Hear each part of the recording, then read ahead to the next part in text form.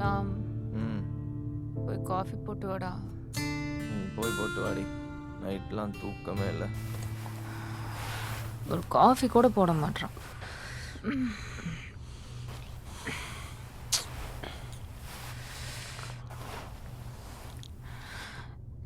சாவடிச்சிரும் போல இருக்கு.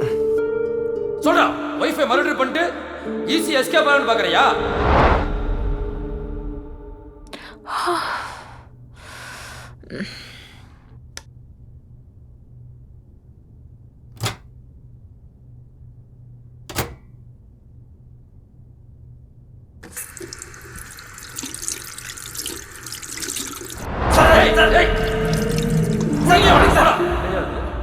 பாடி எங்க வச்சிருக்க?